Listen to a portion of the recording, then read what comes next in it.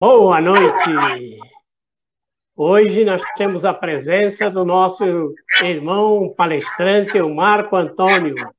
Marco Antônio é odontologista lá em Praia Grande, faz palestras em várias regiões aí, e hoje é o nosso convidado, o nosso jovem da Mocidade Espírita, que está presente hoje, né? Boa noite, Marco. Boa noite, muita paz. Então, nós vamos convidar o público, os internautas, para unir os nossos pensamentos. Vamos orar. Senhor Jesus, traze até nós a tua bênção de paz e de harmonia. Permite, Senhor, que uma vez mais os bons espíritos venham nos assistir, que eles encontrem acesso em nossos corações. E assim, Senhor, que possamos fazer as nossas reflexões em torno da doutrina que nos confiaste. Dá-nos, assim, a oportunidade de aprender para que possamos servir melhor. Que assim seja. Com a palavra, nosso irmão Marco Antônio. Boa noite a todos. Que a paz do nosso Mestre Jesus nos abençoe agora e sempre. E eu me sinto como se estivesse voltando no tempo. Quando, com 12 anos de idade, eu entrei na Mocidade Espírita Anjo da Guarda. Depois passou uns meses, o Florencio Joaquim da Silva e Souza começou a coordenar a mocidade. O seu Lázaro, que dava aula para nós, quando chegou o Florencio, disse graças a Deus, entregou tudo na mão do Florencio. E ele começou a coordenar a mocidade, e eu era um moço pequenino, magrinho, com 12, agora a gente está grande, pesado, mas eu tinha 12 para 13 anos que eu estava, e começou todo o trabalho, e ele fazendo um trabalho gigantesco naquela mocidade, e eu estou com a sensação que eu estava ali no primeiro nível que você me colocou para fazer a coordenação do primeiro ciclo de estudos da Mocidade Espírita Anjo da Guarda. Eu estou me sentindo hoje como se estivesse voltando no tempo. Quando nós subíamos aquelas escadas, eu ficava lá embaixo, a turma ia lá para cima, e nós fazíamos o trabalho, e graças a Deus, Florencio, você está até hoje com um grupo maravilhoso. Eu estou aqui na Praia Grande com o nosso grupo também, e nós não desistimos da nossa causa, apesar de todas as lutas e todas as crises que nós passamos. Verdadeiros testemunhos para a gente desistir, mas nós estamos até hoje. Eu fiz recentemente 68 anos e estamos continuando na nossa doutrina querida. Porque o nosso querido Emmanuel disse assim, que a maior contribuição que nós podemos dar à nossa doutrina que tanto amamos, que tanto nos ajudou em todos os instantes da nossa vida. Quando eu era um menino, jovenzinho, cheio de ilusões, e o tempo foi tirando essas ilusões, essas quimeras, com as crises espirituais que já passei, sempre estava do nosso lado a mensagem espírita. Então, nós temos que contribuir com ela, porque o Emmanuel disse que a maior contribuição que nós poderíamos dar à nossa doutrina era divulgá-la. E nós estamos tentando divulgá-la através da palavra falada e do exercício interno transformativo dentro de nós. Com essa idade, eu não sou mais aquele jovem de 12, 13 anos, cheio de quimeras e ilusões. As crises foram nos modificando, foram trabalhando internamente dentro da nossa alma. Porque nós temos uma ideia errada da crise. Porque se nós pegarmos o dicionário Aurélio Buarque de Holanda e ver o verbete de crise, nós vamos ver lá, situação que causa dor e sofrimento. E lá embaixo, item de transformação, ou situação que nos causa transformação. Só que em vez da gente pensar na transformação, nós pensamos na crise em relação a sofrimento e dor. E ninguém gosta de ter sofrimento e dor.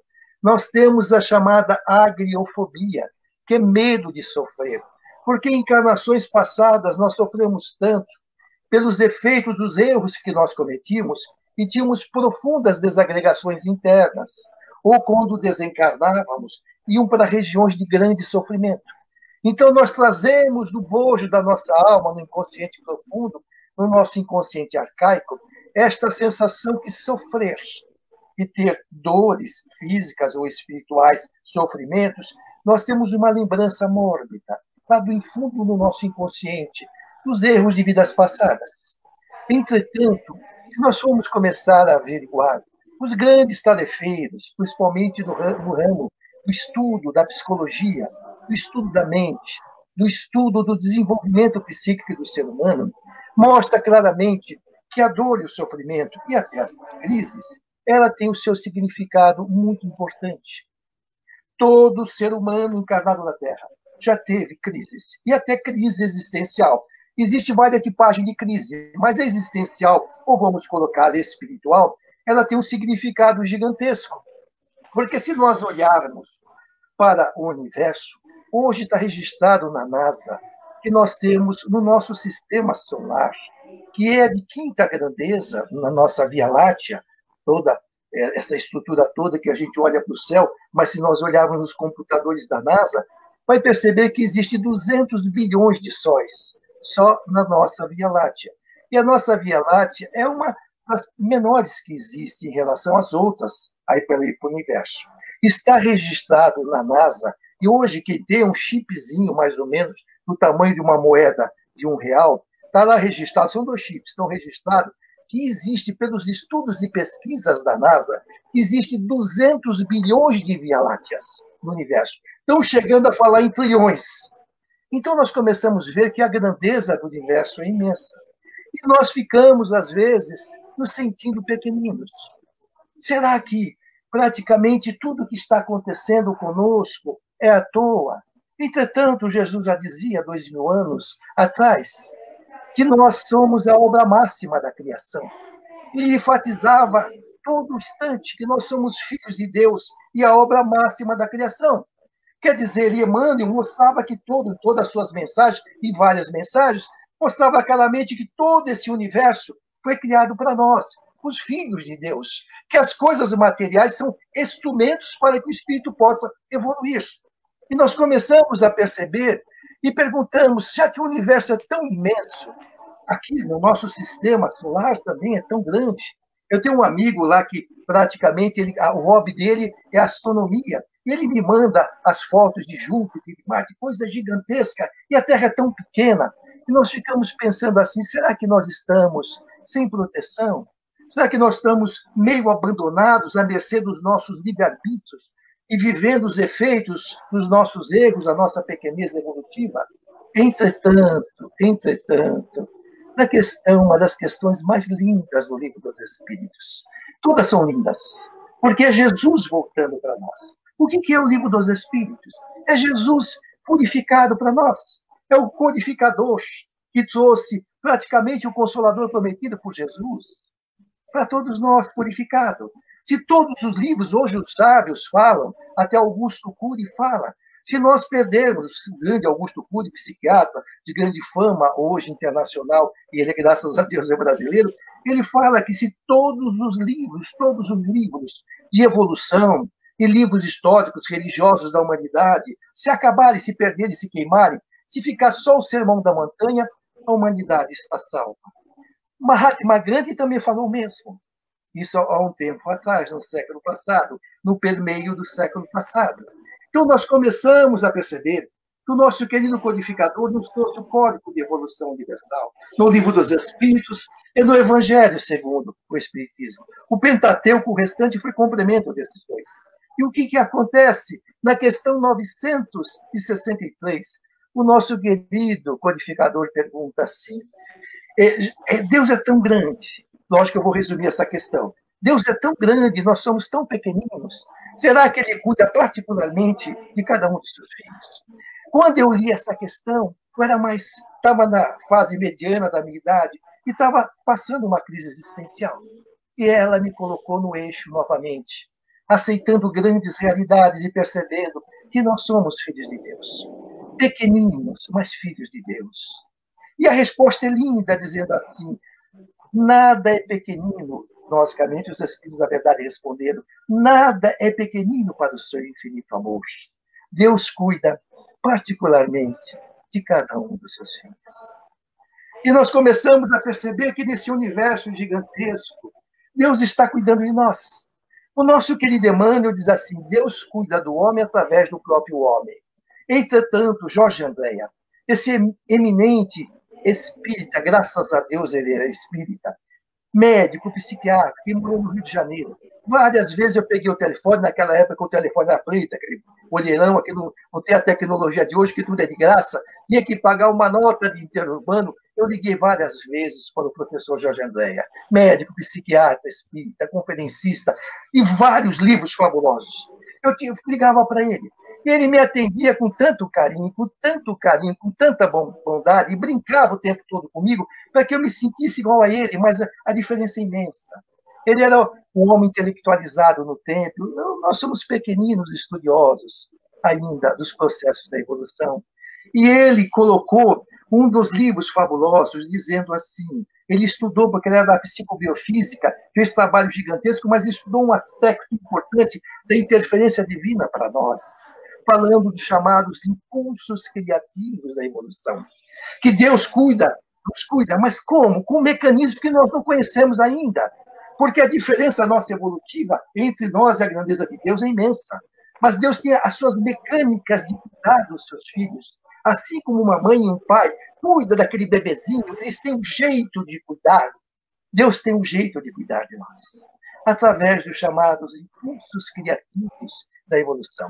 Ainda é uma mecânica de Deus. Nós vamos descobrir muito mais. O Livro dos Espíritos nos mostra, e o tempo todo, se nós formos ver o Livro dos Espíritos, quem gosta, quem lê, todos nós os espíritas, somos obrigados a sempre ler o Livro dos Espíritos, como consulta permanente diária, mostra que ele, constantemente os espíritos, na verdade, falam de Deus, da interferência de Deus sobre a evolução humana, sobre todos nós.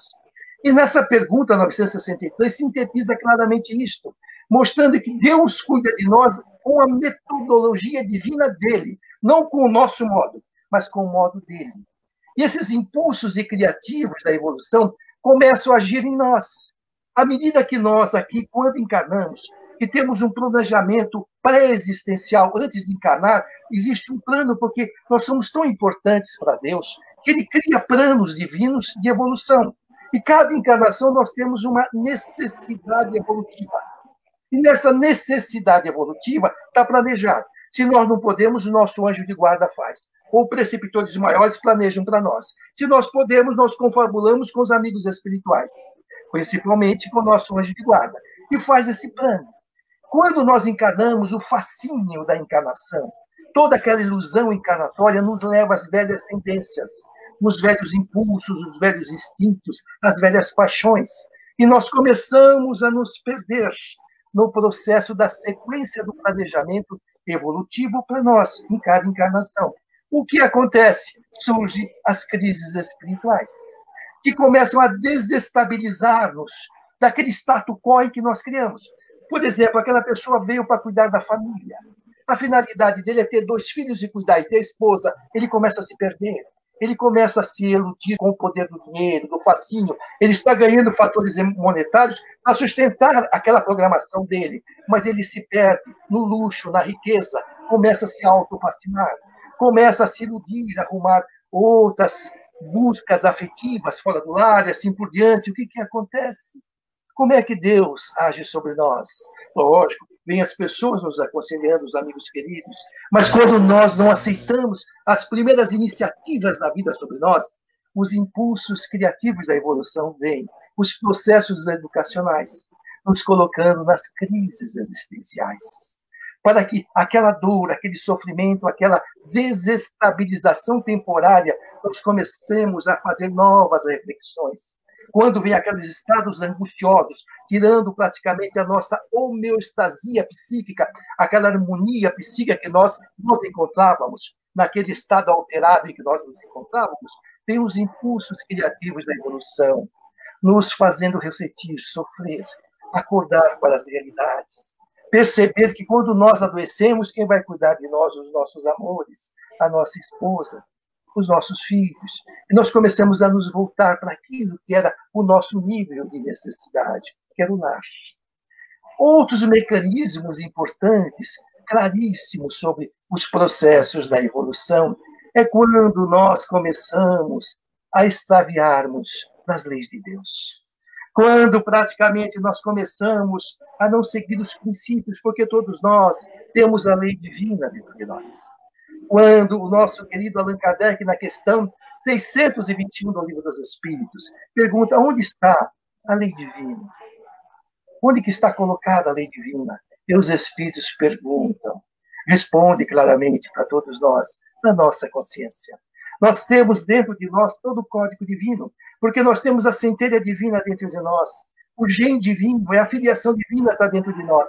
E quando, apesar dos mecanismos naturais da própria vida, nós começamos a nos afastar, principalmente dos foguetos ilusórios da juventude, da falta de percepção da vida adulta, nós começamos a nos afastar, começamos a cometer infrações na lei, lesar o nosso próximo, lesar pessoas, destruir famílias, fazer tantas coisas que acontecem no mundo todo, crimes, assassinatos, nós começamos a nos afastar da lei e não aceitamos os conselhos, o mecanismo do próprio mundo, os processos da lei do mundo nos educando. Aí vem os impulsos criativos da evolução e começa a nos dar crises profundas, estados de angústia, estado profundo de dores. E também vem aquelas crises gigantescas existenciais, são aquelas que vêm nos sublimar, que vêm limpar a nossa alma. Elas entram quando nós estamos amadurecidos para receber esse outro nível de impulso criativo da evolução, que, quando age em nós, dá a sensação de crise. O que acontece? É quando nós estamos maduros, para começar a fazer a limpeza da nossa alma. Aquilo que está registrado no nosso inconsciente profundo, no nosso consciente arcaico, os registros de vidas passadas, que já não servem mais para nós, que já temos o mérito de eliminá-los. Os impulsos criativos da evolução nos colocam numa crise, porque aquilo começa a regurgitar, sair lá do inconsciente profundo, vem para o subconsciente para poder sair, para a gente se libertar. É como, por exemplo, aquele alimento azedo que nós comemos, aquele alimento estragado que nós comemos e que está muito tempo no nosso estômago, na nossa parte digestiva. Toda vez que nós vamos ingerir um alimento novo, azeda tudo. Então, nós temos que tirar aquilo que não serve mais. Aquilo que, por mérito evolutivo, nós já estamos em condição de nos libertar. Só que quando aquilo sai e dói. Só que vem os impulsos criativos da evolução e estimulam aquilo. Todo o mérito que nós já temos nessa encarnação ameniza essa saída. E aquilo sai sobre o mérito da proteção dos bons espíritos e dos nossos merecimentos espirituais, saem aquelas dores profundas. Isso nos lembra que Chico Xavier, quando já estava em Uberaba, que se tinha mudado de Pedro Leopoldo em 1959, depois para Uberaba, depois da viagem que ele fez ao exterior, ele começou a sentir dores profundas, angústias dilacerantes na sua alma.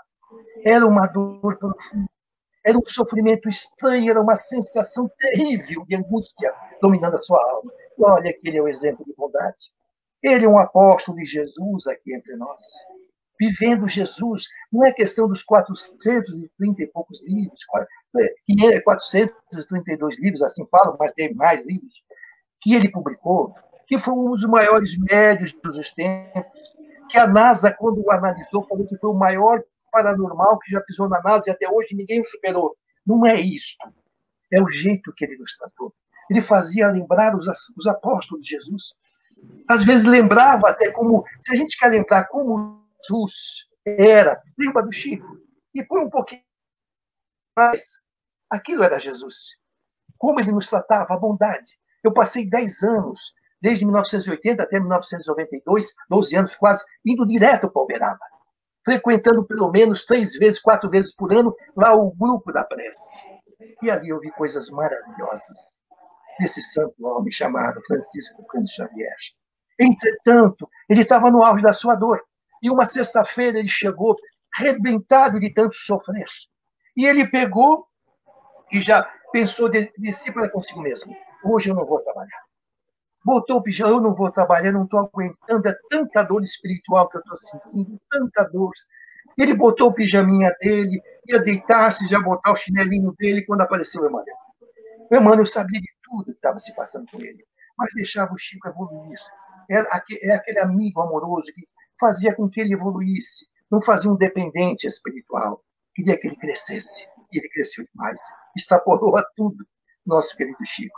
Aí, quando o Emmanuel chegou, eu falei: Chico, o que é? Você está de pijama? Nós temos que ir. Vamos, você está atrasado. Ele falou: Emmanuel, ele sentadinho na cama. Emmanuel, eu nunca lhe pedi nada, Emmanuel. Eu nunca lhe pedi. É verdade, Chico. Você nunca pediu. Mas, Emmanuel, por que que eu sigo o Evangelho de Jesus, pauto a minha vida em Jesus, tento fazer o bem, tento fazer a caridade, e eu já venho sentindo há muito tempo uma angústia terrível, uma dor espiritual terrível. Aí o Emmanuel olha para ele e diz assim: é o passado que está saindo, Chico, é o teu passado. Mas por quê? Por quê? Pelo mérito. Porque à medida que você mais faz caridade, mais você tem um mérito da purificação de tirar esse passado de dentro de você. Então, quanto mais você faz a caridade, devagarinho aquilo vai saindo, vai limpando, vai purificando a tua alma. Aí, chorando, ele diz assim: o que eu faço, Emmanuel? E o Emmanuel responde para ele: enxuga os olhos, não vai atender os outros sorrindo. Naquele momento ele entende tudo, enxugou os olhos, botou o terninho dele, que não combinava nada. O Chico, com todo carinho, eu falo porque a gente ama o Chico, todos nós amamos, ele botava aquele terninho quadriculado, uma blusa listada e uma gravata de borboleta, e ia atender os outros.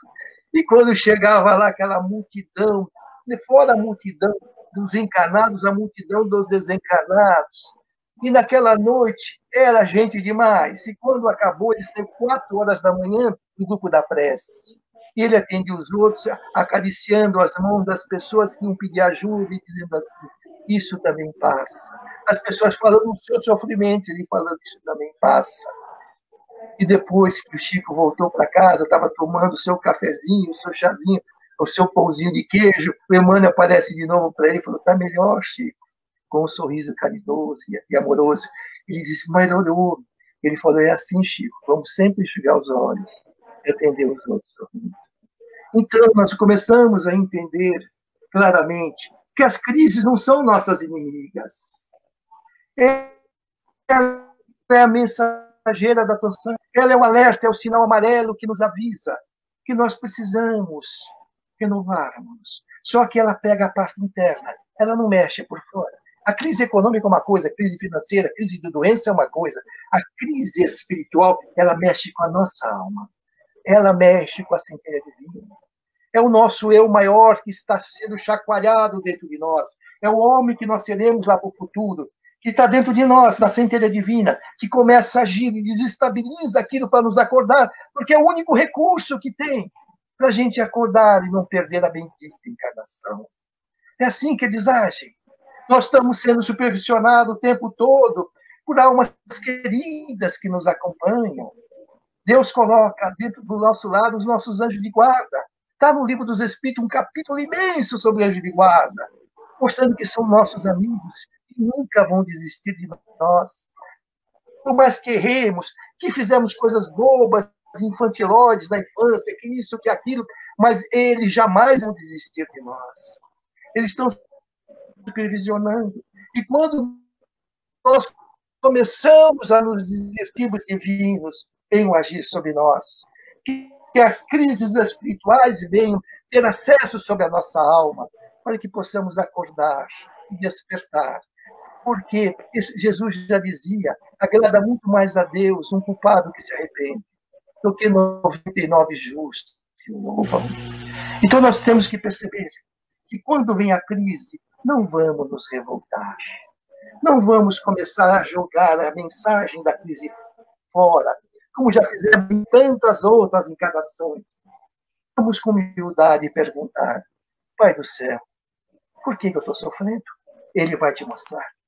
Os nossos anjos de guarda vão mostrar aonde nós estamos errando, onde nós estamos falhando.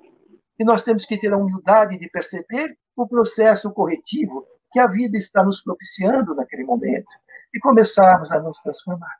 Eu, quando, na idade que estou, e não estou tão idoso, eu não sou um idoso, eu sou um jovem desgastado.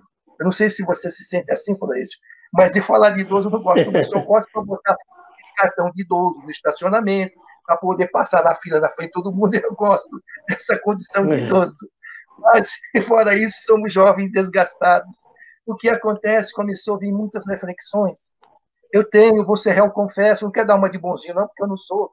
Eu sou um espírito como todos nós, em purificação, em processos constantes de renovação. Como disse nosso querido André Luiz, através de Chico Xavier, temos que estar em renovação constante e permanente. É assim que nós temos que achar. Não importa a idade que nós estamos em processo evolutivo. No último dia da nossa encarnação, nós vamos estar em processo evolutivo. Aquele último dia pode ser o dia-chave para que nós tenhamos grandes merecimentos no mundo espiritual.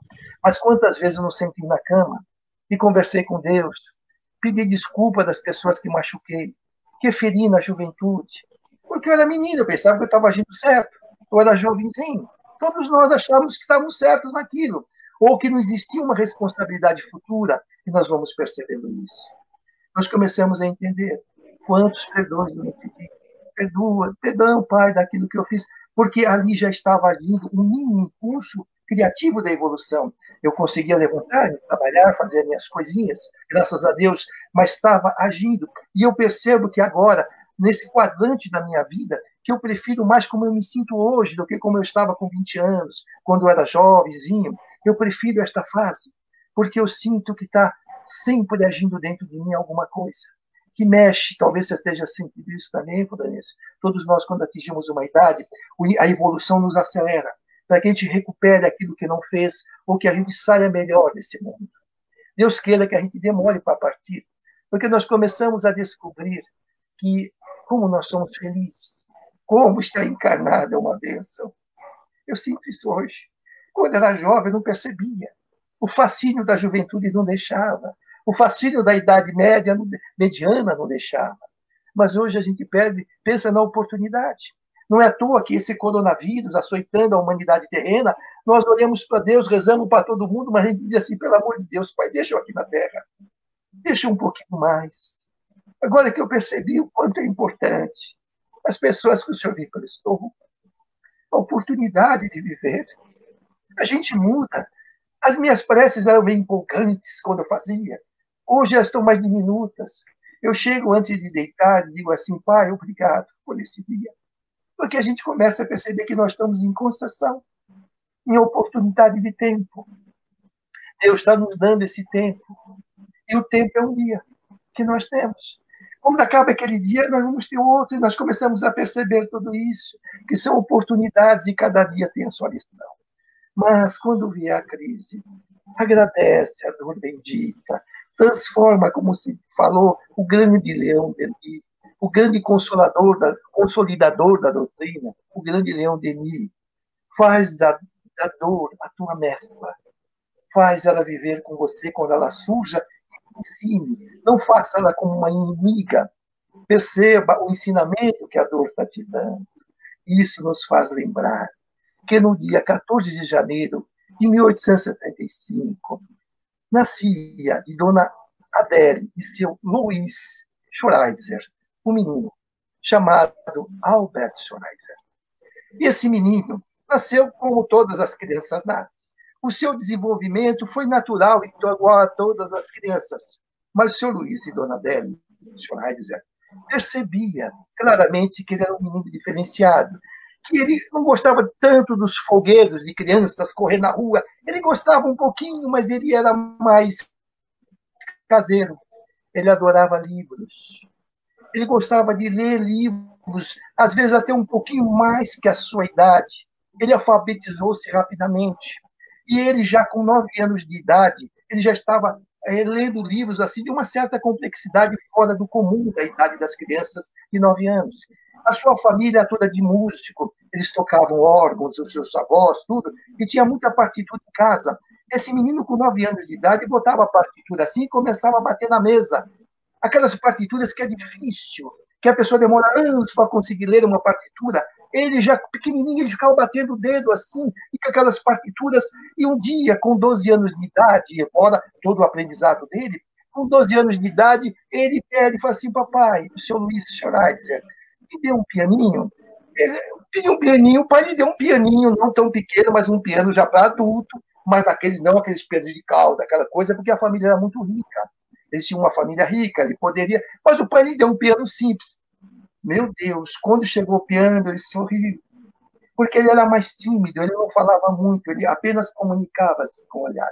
Ele sabia comunicar-se, sabia falar, mas ele era mais tímido, mais sossegado, era muito tranquilo. Com 12 anos de idade, parecia até um adulto, aquele menino adulto, que assim pensavam. E ele pegou, quando tocou o piano, ele botou a partitura ali no piano, que ele guardava todas as partituras, ficava brincando, batendo na mesa com os dedos, lendo a partitura, com 12 anos. E ele começou a tocar uma área. Johann Sebastian Bach, um dos músicos mais difíceis de ser instrumentalizados. O pai, quando percebeu aquilo, porque entendia a música e viu de Bach, se assustou e começou a perceber que o filho estava tocando direitinho. Chamou o avô que conhecia bem música, trabalhava era organicista, montava órgãos, arrumava órgãos. O que acontece? Quando viu o menino com 12 anos tocando Bach, foi uma coisa surpreendente. E o menino começou a estudar, que até no seu desenvolvimento, com 26 anos, ele, na faculdade, já estava praticamente formado em filosofia, em teologia, e começava a dar aula em todos os cantos da própria faculdade. Até depois foi convidado para dar aula à Sorbonne. E isso ele se desenvolveu, ficou praticamente um pastor luterano e divulgava nas suas igrejas, na igreja que ele ia, Jesus, de uma forma empolgante. Aí ele começou a falar, se desenvolver, só que ele falava calmo, suave. Ele falava suave, mas dizia coisas profundas de Jesus. As suas aulas de filosofia eram profundas, não à toa que ele começou a ser convidado para ser palestrante em vários locais da Europa, porque ele nasceu em Alsácia, na Alemanha, no nordeste da Alemanha, que até 1919 pertenceu à Alemanha. Depois da Primeira Guerra Mundial, foi para a França. E ali ele ficou com a dupla nacionalidade, mas ele preferiu ser francês. Então ele corria a Europa. Não é à toa que, com 30 anos de idade, ele era eminente, ele era conhecido, ele era respeitado não só por aquilo que ele ensinava na faculdade, entretanto, por aquilo que ele tocava. Era um dos maiores expressistas e tocadores, Johann Sebastian Bach. Toda a Europa queria ver ele tocar. Parecia o Bach tocando. Ele tocava com uma destreza, com uma facilidade, e o pior, quando ele acabava, ele era tão simples. Nada de empolgação, ele agradecia e pediu para ele tocar de novo, vai ficar tocando quantas vezes precisasse. Aí tinham que tirar, esvaziar a plateia, porque ele era assim, de uma bondade indescritível. Entretanto, com 30 anos de idade, começou a vir para Albert Schweitzer uma angústia dilacerante, uma dor descomunal. Ele não estava infringindo as leis de Deus, muito pelo contrário, ele é bondoso, estudioso, carinhoso. Ele era gentil com a humanidade, com as pessoas. Ele não estava infringindo. Mas começou a ver uma crise existencial dos impulsos criativos da evolução agindo dentro dele. Não sabe por quê? Não porque ele estava cometendo nada de errado, mas que ele precisava entender. Ali acabava, com 30 anos de idade, um ciclo da sua vida, e precisava começar um outro ciclo. Aquela dor tão angustiante que ele sentia, ele não entendia, ele estudava Jesus, e ali ele leu em Marcos, capítulo 10, um dia, no auge da sua angústia, da sua dor, sendo aquela pessoa extremamente prestigiada na Europa toda, adorada pelo conhecimento, pela sabedoria. Ele que falava tão bem de Jesus, mas um dia, no auge da sua dor, ele abriu o Evangelho e caiu em Marcos, capítulo 10, versículo 32. O maior no reino dos céus é o que mais serve a todos. O maior no reino dos céus é o que mais serve a todos. Ele começou a entender que ele não estava infringindo a lei de Deus. Ele começou a entender que ele precisava de um novo roteiro existencial. E ali, com 30 anos de idade, ele entra na faculdade de medicina.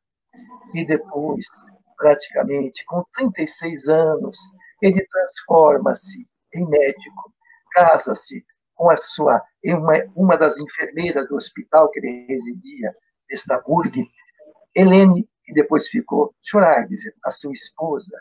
E, consequentemente, ele ali conversando com a sua esposa querida, que é um espírito tão amadurecido no tempo e no espaço quanto ele percebeu que aquela frase não saía da sua alma. O maior no reino dos céus é o que mais serve a todos. Depois daquela crise, ele fazendo medicina, ele ia renascendo, renascendo, renascendo, até que um dia ele estava fazendo uma prece. Depois que ele fez a prece, porque ele era muito religioso, era luterano, o que acontece? Caiu um tipo de jornal na frente dele. Quer dizer, impulsos criativos da evolução, a mecânica do universo sempre agindo em nosso favor, nunca contra nós. O nosso inconsciente também não é nosso inimigo. Ele segura muitas coisas que nós não podemos sentir ainda. E o que acontece? Ele vê ali, num país da África meridional, que ficava do lado do Congo, abaixo e em cima da República de Camarões, e do lado de cá, do lado oeste, era o Oceano Atlântico, ali no país Gabão, na cidade de Lembaré, é até difícil falar, né? Na região de Ogoé, ali naquela região mais pobre da África, mais pobre do mundo, existia um surto de lepra, que as pessoas estavam morrendo de dores e sofrimentos ligados à lepra. E ele tinha se especializado em dermatologia, fora a medicina geral, em dermatologia. Ele olha para a esposa, mostra aquele documentário de sofrimento dos irmãos da raça negra naquela região, pobres, não tinham nada, estavam morrendo. Um olha para o outro e diz, vamos para lá, e ele desloca-se para a região mais pobre do mundo. Um gênio, uma pessoa de um poder intelectual gigantesco, pegou a parte possível da sua herança, pegou tudo aquilo que ele recebia tocando Johann Sebastian Bach, ali no começo da medicina, e se desloca para Lembaré, lá no Gabão, lá na África, numa região desconhecida, e se enfia perto do rio Ogoé, que era uma das regiões mais pobres do mundo, onde tinha nativos selvagens da raça negra, que ele não ia ganhar nada, ele não ia ter cartaz nenhum, porque se ele viesse na Europa, ele seria talvez o melhor médico da Europa, o maior destaque, filósofo, teólogo, musicista e ainda médico. Meu Deus do céu, ele seria ovacionado, ele renuncia a tudo isso.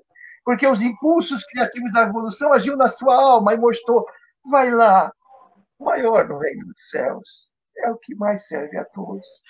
Talvez Jesus pedindo para ele, ou os planos superiores crísticos pedindo para ele, vai cuidar daquela gente, pelo amor de Deus.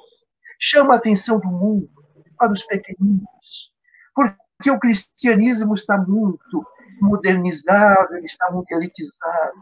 O cristianismo se faz em igrejas gigantescas, em templos gigantescos, em oratórias gigantescas, em pessoas que apenas não estão precisando de nada especial, porque já tem tudo, tem o que comer, sobra tudo. Vai lá para aqueles que nem têm o que comer, cuida deles, e ele vai. Chega em Lembaré, naquela aldeiazinha, e vê, quando ele chega, aquele tipo alemão, de uma altura mediana, aquele bem claro, com aquele cabelo todo claro, todo mundo ficou parecendo que era uma espécie de fantasma, que ele nunca tinha visto, porque eles estão acostumados com a raça negra, e ele começa a aprender rapidamente o idioma, com tanta humildade, porque ele falava vários idiomas, mas ele aprende o idioma nativo, começa a conversar, pega a região que tinha pelo menos uma cobertura, um balcão assim, que era o galinheiro daquela aldeia, e faz dali uma enfermaria. Começa a pegar todos os enfermos, cuidar da lepra, porque já estava surgindo naquela época a vacina BCG, praticamente, e estava surgindo também as sulfonas, aquelas coisas que estavam surgindo, e começa a trazer medicamentos da Europa, e com recursos mínimos, ele monta um início de um hospital, aquele galinheiro, limpa tudo aquilo, põe as galinhas para o outro canto e faz um monte de uma casinha para cuidar dos irmãos. E começa a passar suco para cuidar de todos eles. E à medida que aqueles irmãozinhos da raça negra viu ele assim, aquele homem branco, amoroso, e começando a pegar um carinho por ele. E todos os dias, no final do dia, ele juntava aquela aldeia toda e fazia uma palestra falando sobre Jesus. Ele falava e praticava. E eles ouviram, e aquela multidão começou a perceber que tinha um homem branco curando a raça negra, e que mexia com os leprosos, que cuidava deles e até curava. Começou a juntar gente para tudo que é lado, contribuição para cá, contribuição para lá. O que faz? Aquele galinheiro começa a se ampliar e ficar um ambulatório mais ou menos razoável, ele cuidando das pessoas e assim por diante, até que surge a Primeira Guerra Mundial, em 1914, e ele é preso, porque ele era francês, e se desloca, desculpe, ele é alemão ainda na época, desculpe, por favor, ele é deslocado como alemão para a França e fica preso no Holocausto de 4 anos, sofrendo torturas, sofrendo tudo isso. Só que ele não desistia de Jesus. À medida que ele mais sofria, mais ele escrevia, mais ele escrevia. Como ele era médico, ele ficou sendo meio bem compartilhado com praticamente aquelas regiões de grande tortura, aquele holocausto todo. Ele conseguiu ajudar alguns e tinha tempo, e dava um papel, ele só pedia papel para poder escrever, ia escrevendo os seus livros. Quando acaba a Primeira Guerra Mundial, em 1918, e em 1919 ele é solto, ele é congratulado por tudo, pela França, por tudo isso, e ele volta a trabalhar, volta a tocar Johann Sebastian Bach por toda a Europa. Ele continua como médico fazendo grandes reservas econômicas, ele ia juntando tudo aquilo, juntando no banco, juntando, vivia até uma vida simples e juntando volumes e volumes, que depois de 7 anos, ele com a sua filha Rena e sua esposa, um olha para o outro e fala, vamos voltar. O local que eu nasci aqui, mas a minha vida é em Lambararé. Eu não consigo, eu vejo quando eu andava, o carinho que eles me tratavam. Eu sinto um amor descomunal por a raça negra. Vamos voltar. Só que quando ele foi voltar, ele já estava levando um acervo econômico gigantesco. Ele juntou durante 7 anos e levou uma equipe médica, aparelhos e monta em Lambararé, o primeiro hospital, que ele quis botar um outro nome, só que quando ele chegou em Lambararé, e é que os irmãos da raça negra viram ele chegar, foi uma festa tremenda. Eles pulavam e dançavam o tempo todo ao lado dele, tocando, pulando, agradecendo o retorno dele. E ali ele ficou e começou a pegar toda aquela verba e criar um hospital. Quis botar os outros nomes, a nação não deixou, Lambararé não deixou, falou vai ser Albert Schneider. O que ele fez foi morar num cantinho no fundo do hospital. Hoje, em 1960, hoje está mais ampliado, existia 70 edifícios complementares, um leito para 400 doentes naquele hospital, tudo pelo dinheiro dele. Tudo aquilo que ele suava, depois ele começou a receber verbas internacionais. Em 1926, ele ganha o prêmio Gort da Europa, que é um dos prêmios que ganha uma verba descomunal. Tudo ele levou para o hospital. Em 1952, ele ganhou o prêmio Nobel da Paz. E depois ainda o prêmio Paracelso, que foram valores grandes que ele levou tudo para o hospital. Ficou sem nada, mas ele vivia naquele hospital, socorrendo a todos necessitados. Virou um hospital de referência da África. Doentes que não tinham cura se deslocavam para lá, eles recebiam todos. Sempre no final da tarde ele ia falar. Ele ia falar na praça, quando chovia, ele se reunia num pavilhão grande que tinha, todo mundo queria ele escutar ele falar de Jesus. E depois ele não podia mais andar, que nem Chico Xavier, não podia mais andar, que todo mundo. Quando ele andar em Lambararé, era impressionante. Ficavam todos pulando, dançando, porque assim que eles festejavam a alegria. Ele andava, as pessoas da raça negra pulavam. Ele abraçava, e ele parava, caminhava todos. No hospital ele era adorado. Aquele homem branco, clarinho, com um bigodão imenso, aquele cabelo imenso. Eu gostava de ter um cabelão, não sei porquê, se alguém puder perguntar por aí, eu pergunto, mas é um cabelão escural e um bigodão imenso. Ele gostava, mas era a bondade extrema. Depois, praticamente em 4 de setembro de 1965, desencarna um discípulo de Jesus, que viveu o maior no reino dos céus, é o que mais serve a todos. Quando ele morreu, foi um choro descomunal na África toda e no mundo todo, porque o mundo conhecia. Ele virou praticamente aquela pessoa que era símbolo de bondade. Enquanto se destruía na Segunda Guerra Mundial o mundo todo, ele estava curando com as próprias mãos os irmãos sofredores. Como lá, praticamente, em Pedro Leopoldo, quando tinha a Segunda Guerra Mundial, que se arrebentava a Europa toda das mãos de Chico Xavier, só saíam mensagens curadoras da humanidade. Deus sempre colocou seus apóstolos para ajudá-los constantemente. E quando ele desencarna, em 1965, o que acontece? Todos os parentes lá da França queriam o seu corpo. Não faz mal que fizesse a festa, a homenagem para ele que fizesse, mas queriam o corpo dele. Os lambarenenses não deixaram. Ele não sai daqui. Ele é nosso. Ele escolheu ficar aqui.